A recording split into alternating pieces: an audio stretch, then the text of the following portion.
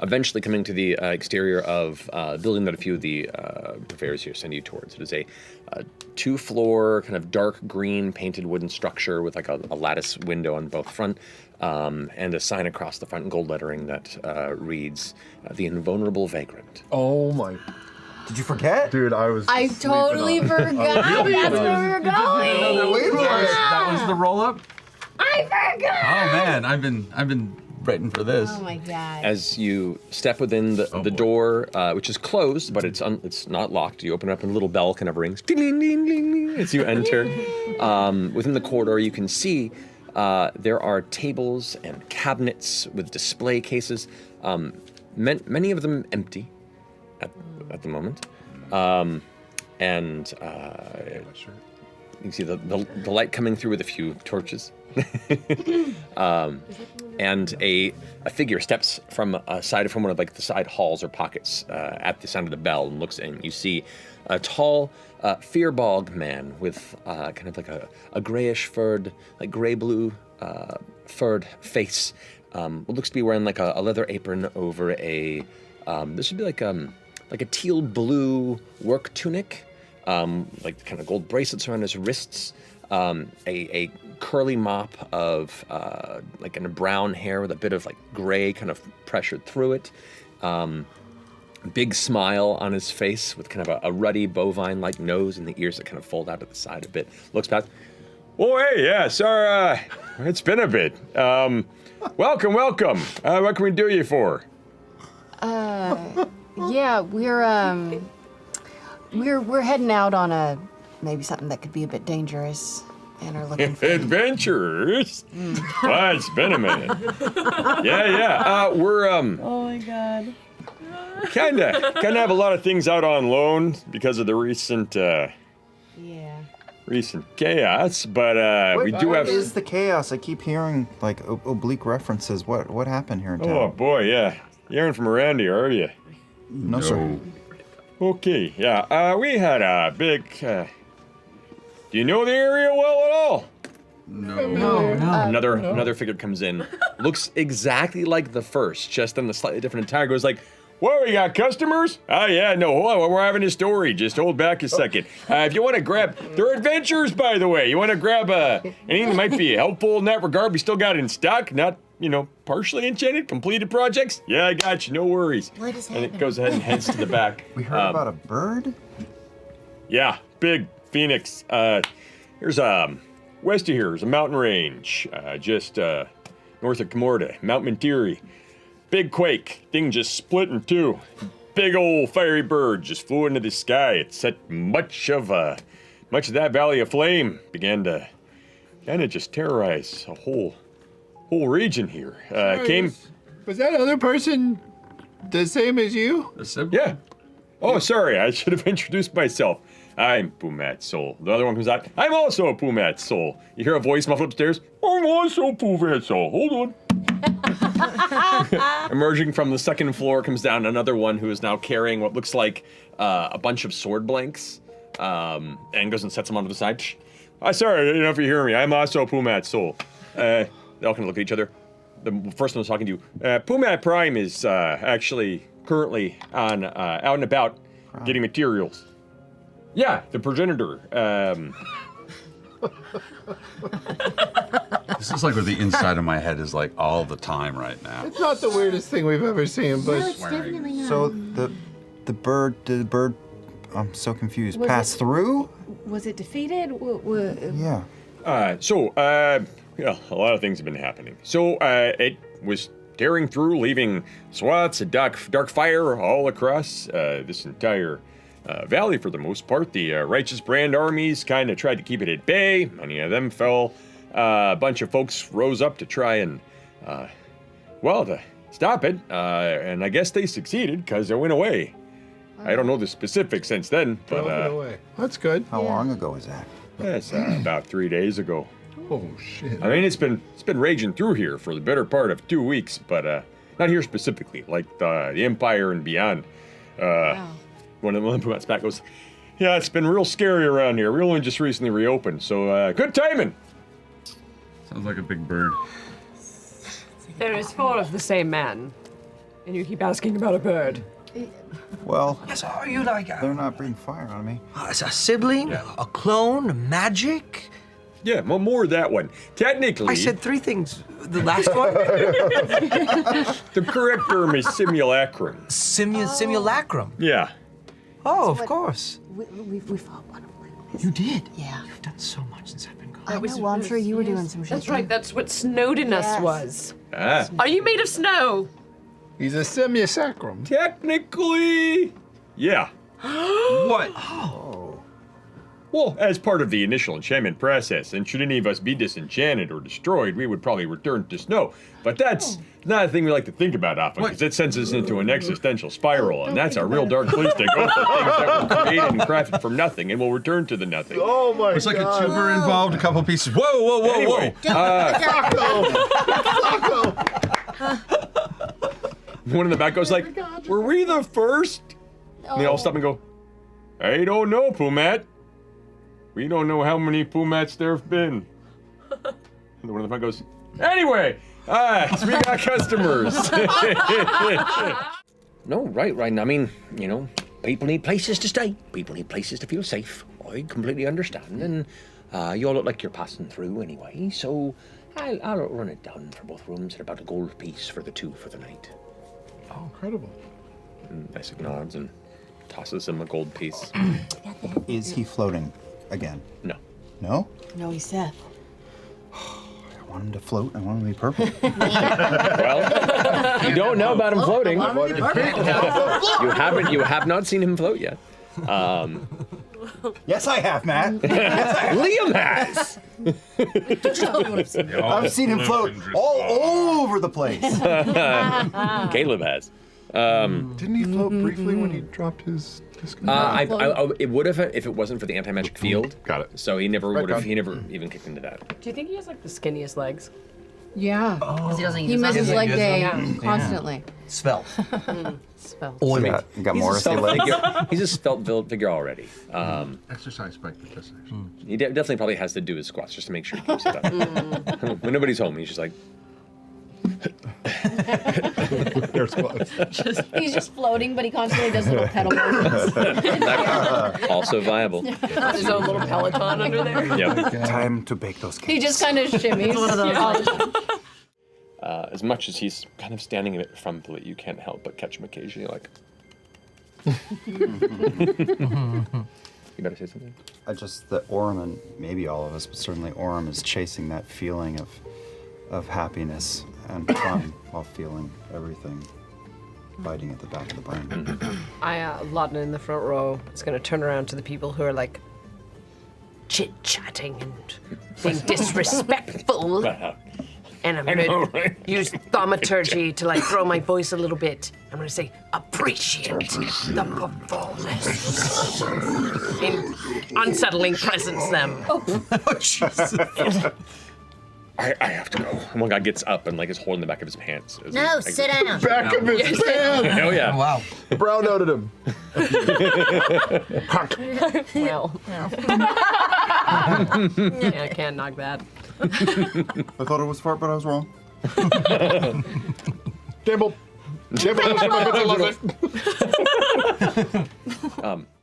Shapely, stocky, dwarven legs that are smooth, except for like a trail of where the hair on the shins are has been carved into spirals. As she steps out with like these 2 fans that kind of block her face, she begins to dance to the music and kind of. The music doesn't change from the previous performance, and you see her kind of look over at the musician and kind of like tick the stage in his direction. They all look, they change to a slower pace. They weren't paying attention. She goes back into her show. Eventually, like as the fans turn and turn, blocking the face with each kind of body spiral into a lift leap and then a down. These ropes descend from the top of the stage. You can see the 2 like gentlemen off the side that are like handling the wench. She goes and grabs one, and as they pull back up, she kind of lifts into the air. And then as she reaches the top of the rope, she kind of begins to swing back on it, the other hand holding the fans, covering it. So she leaps from one rope to the other, and as she separates both of the fans, you can see where the beard would be, there's just a mass of beautiful golden feathers that kind of form a beard off the front of her face.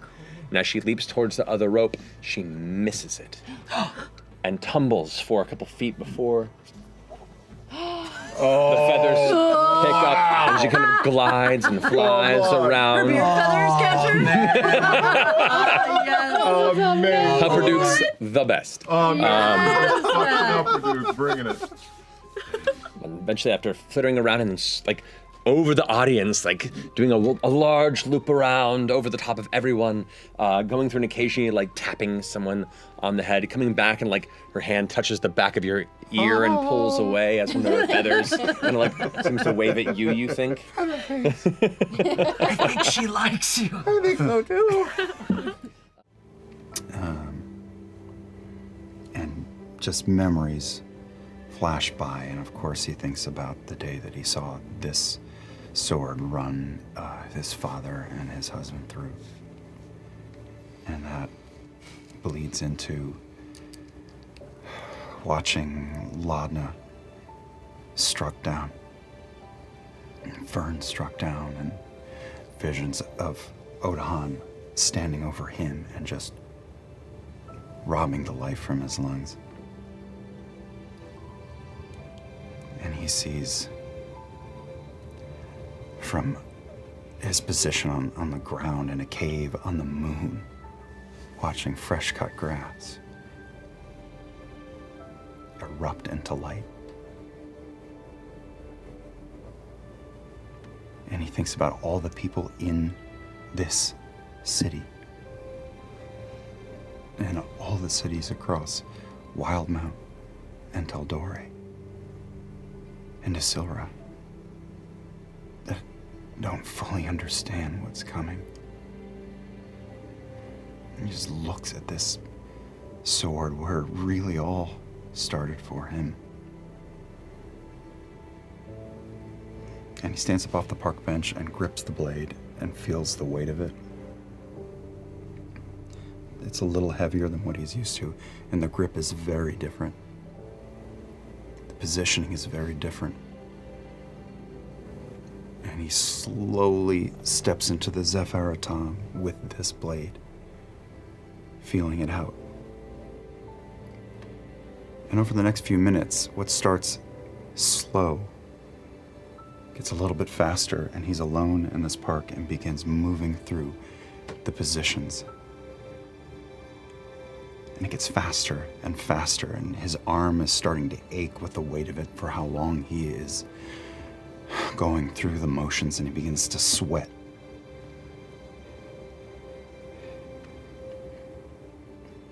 And after a few minutes, he just stops, exhausted and sweating in the night, in the middle of a strange town on a continent that he has never been to. And he sees lewdness somewhere out there. He looks at this cursed sword, raises it up, raises his arm over his head and presses the blade to his back, and little tendrils of vine crawl all over it and affix it. And Seedling and Odahan's blade rest side by side on his back. And he just stands there sweating in the cool Zadash air. You feel the beginning drops of a cool rain begin to spatter across your shoulders and head, and run down your forehead, and bringing a welcome chill to the heated, sweaty, worked body of Orym.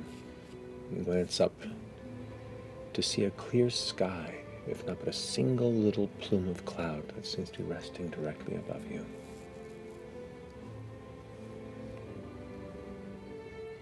I can even still hear the music from the burlesque playing from across the road. And I can't help but think of the people just trying to live their lives in the face of the impossible.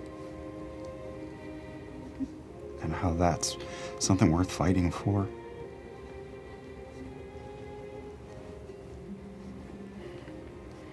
And it makes it so that the weight of the blade on my back is not too heavy to carry.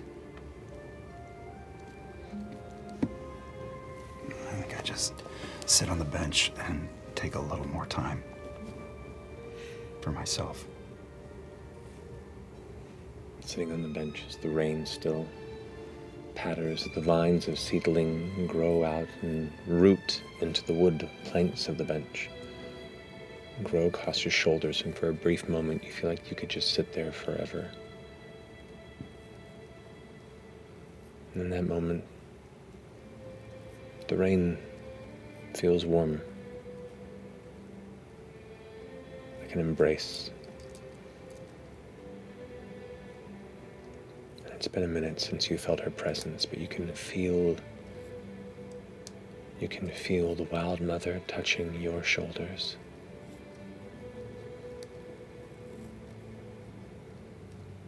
You can feel that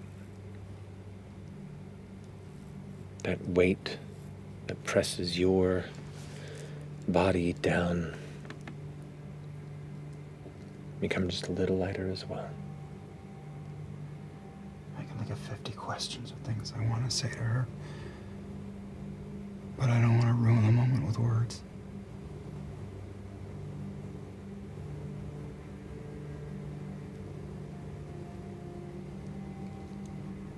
I head back in. And her eye catches Odahan's sword on the back of Orym's back. Mm-hmm. She's unnerved by that. Makes her eye twitch. She hates it.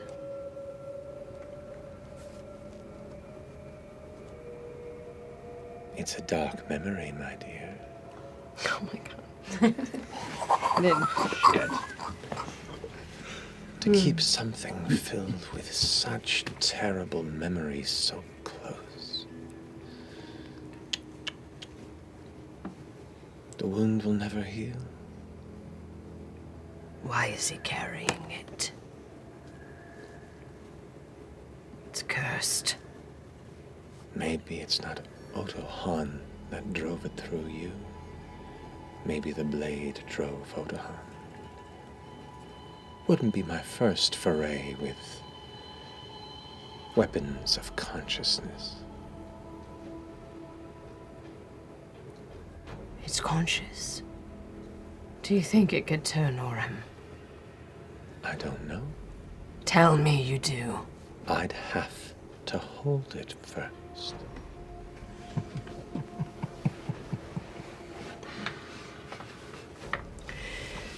We certainly seem to be mingling with a lot of members of the Cerberus Assembly. You were one of them, right? I was, once upon a time. Did you know Laudna's? I did.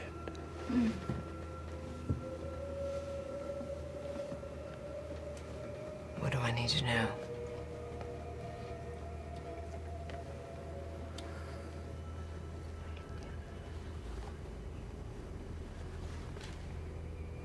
He does not have friends. He surrounds himself with tools, things to be used. And the minute their use is gone, so are they. Solidarity can be exploited. Starting to learn he doesn't have many allies. It's funny. Few who spend their time in the assembly ever do. Must be exhausting having a life filled with fair weather friends. Maybe. But it's certainly a path to get things done, if you're smart enough. You should help me more. We made a deal. You should give me more, and I'll help you.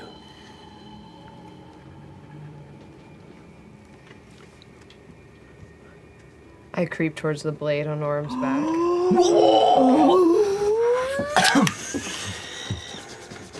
I'm gonna cast darkness on the room. Magical darkness. Oh my god. The room fills to complete umbra. I can see through it. Does You that are the help my only one. odds? This is a touch-based perception. It is attached to his back. So this is whether or not you can try and grasp the blade and manipulate it without him feeling it. So the darkness doesn't aid that, but it might aid should anything ensue afterward. The first thing that catches your attention, Orym, is the feeling of air being pulled from your lungs and this like burning sensation along your back and shoulders. You come to consciousness to blindness. What do? Am I damaged? You take 5 points of necrotic damage. Okay. I should fucking blighted those damn fucking blades. So I'm feeling both dark, strange pain. Correct. And then you come to consciousness and kind of shoot awake and see nothing. Do I feel the weight of a body of a large spider-like woman pressing on me? There's no pressing on you. I wasn't touching no. you. And of course you see him shoot awake. Then I would spin up onto my legs as I pulled Seedling out, and I would do a full circle with the blade. Okay. Yeah. God, Jet. Why did I decide to spoon? All right. What are you doing, Laudna? Roll your d100. You see him shoot awake, and then, like, while you're kind of loomed over. Spider climb and climb to the ceiling. Okay. I mean, I wouldn't wait. It would be as soon as I felt like I was being drained. Here's what I'll do. Yeah. Because this is also realization, the moment it takes, because you wake up with the pain, and then it takes a moment to realize that you're blind, and then going that motion, while she sees you even come moment to he consciousness. So I'm going to have this be a contested dexterity roll from each of you. Well, I mean, So just roll a d20 and add your dexterity modifier. he's gonna be better. Just add the modifier. Just That's the not a modifier. save. Correct. Ooh, So I rolled a 19. 10 total. A 19. Go ahead and roll an attack and damage. So I'm rolling to hit still, yeah? You are. This is to see if the blade catches up before she can He's in leave. darkness, though, too. Right, so you have disadvantage on the strike. Okay. Okay, so that is 17 to hit. Shield. So you strike outward into nowhere, and your blade hits something, but it scrapes off of it like you hit like a stone wall or something. And as soon as I feel that, then with the second 2 attacks on my attack action. Make 2 more attacks at disadvantage. But I spider climb. Spider climb. I understand. He's pursuing you as you're pulling away at the same speed. You're both. I essentially. 21 for the second. What's your AC with shield? 14, 15, 16, 17, 19. 18, 19. That's one hit. Okay. 21, 22, and I would unload all. Once I feel someone fucking with me even further, I would press both. So 21, 22, that means this attack 2 and 3 hit. Correct. So roll damage for each of those. I will make the, I'll make it a pushing attack. So that's 5 plus 6 is 12 plus.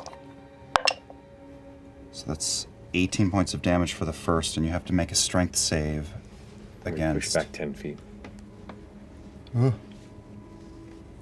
Later. No, I don't want to update the software. Oh, no, I fully fail. Okay. So, one heavy swipe catches you and sends you flying back 10 feet poof, into the wall. A loud poof, impact of wood, which starts to wrestle all of you from your slumber, and all of you can't see. Your next attack. That's attack 2, and I hear my opponent smack the wall, so then I make the third attack. I slice the air, and the force goes out from Seedling. Sorry, that's 5, 6, 11, 12. We'll just call it there. I'm not going to add a superiority die to it, so that's another 12 points of damage. The 12 points damage to you. I need you to make 2 concentration checks for me, Laudna. For what? For maintaining darkness. Okay, that's fine. First attack was 17 damage. That's easy enough. It was high teens. Yes. Yes. Yes, it's got to be over 10, right? Correct. Yep. Yeah. Okay. With my modifier. So the strikes go stays. through. You heard the impact. Still can't see anything. Okay. Now, skitter, skitter, skitter, skitter to the roof. But it's still 22 points damage. You need to make a Constitution saving throw. Okay. Ooh. Wait, plus my Constitution saving throw. constitution. No, fails.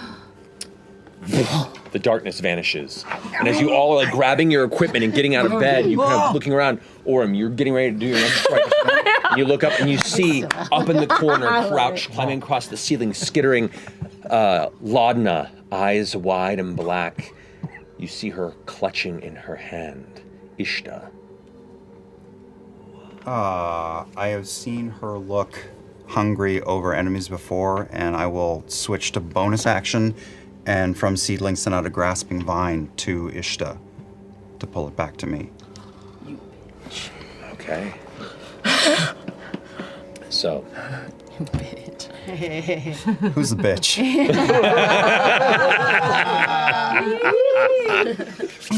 Okay. So. But we're friends. We've been crafting. What's the DC on the the vine from the? Yeah, I know what they're like. My mod pod. It's your own goddamn model. 14. 14. All right. Grasping Vine is a spell, correct? It is. Counterspell. Your vine strikes out from the blade, and then halfway through the air just turns to ash. Oh, cool. Disarming attack. Okay, let's go ahead and roll damage on that.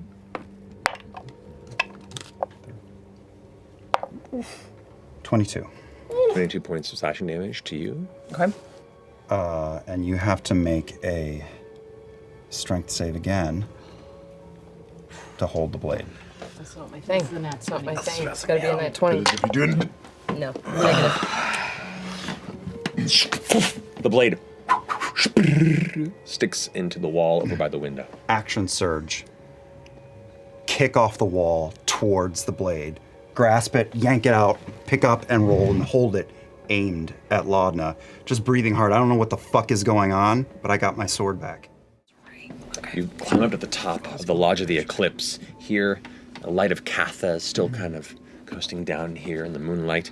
You stand on top and you hold in your hand Scream Needle, the other blade that carved its way through you and your friends. Form of dread. Describe to me how your form of dread operates. It's just Delilah. You fly up. As you float above, you look down where Laudna stands up. You see the high collar emerge. You see the pointed shoulders and the dress fall to the ground. This energy kind of just, dark tendrils kind of swirl off across the ground. As for a moment, you swear you just see Delilah standing there with the dagger in her hand. Just floating above and looking at her from behind.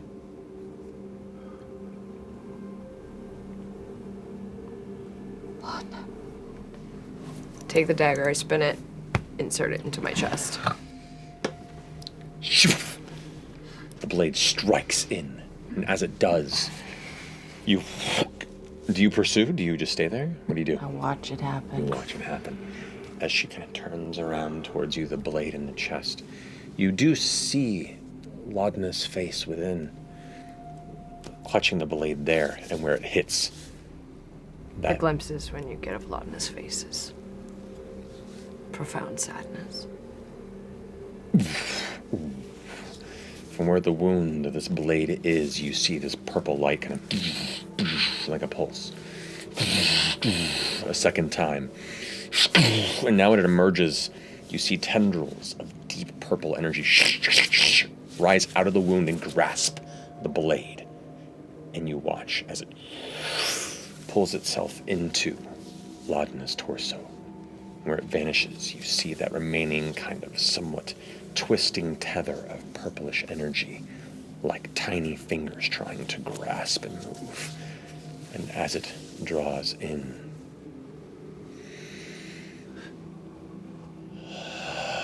you hear an exhale that is not Laudna's.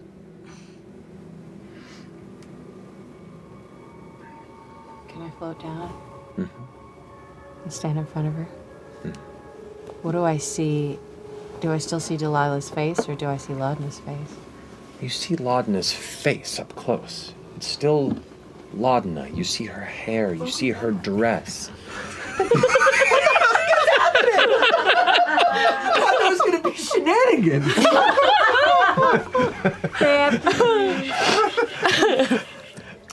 I'll stab myself later. Best Family Ties episode ever. Yeah. Jeez. Where you see Laudna, the shadows of her blouse, of her outfit, drift into the outline of Delilah. The collar is still somewhat translucent, but it is present. You see almost like a shadow cast across her body that takes form around her, like she's in a Laudna or in a Delilah cage.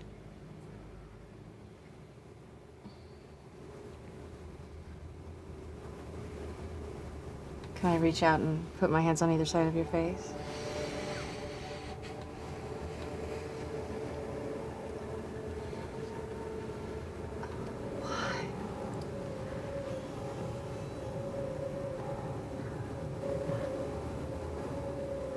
Why what?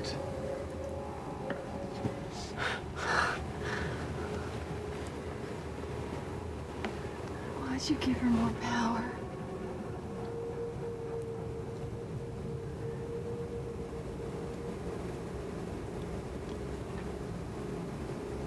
It must be done.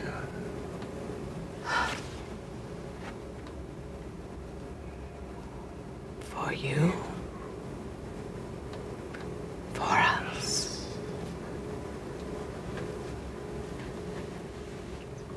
The fate of the world. What else do I have to give? Except for myself.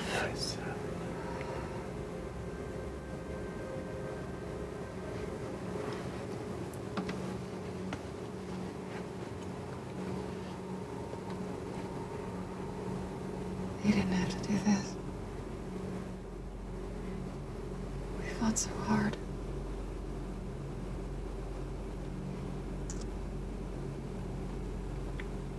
I love you. I love you. The collar folds away. I love you. What makes you think that might have changed? I love you. The shadows withdraw. Why are you looking at me like that?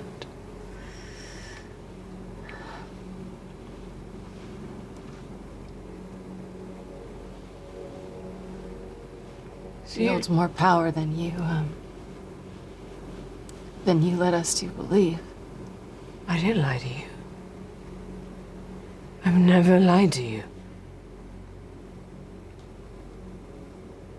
I've never lied to you. I love you.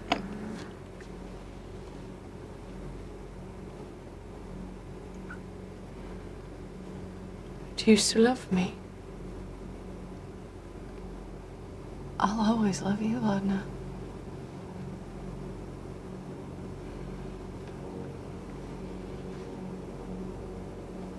I just don't know what to do with it.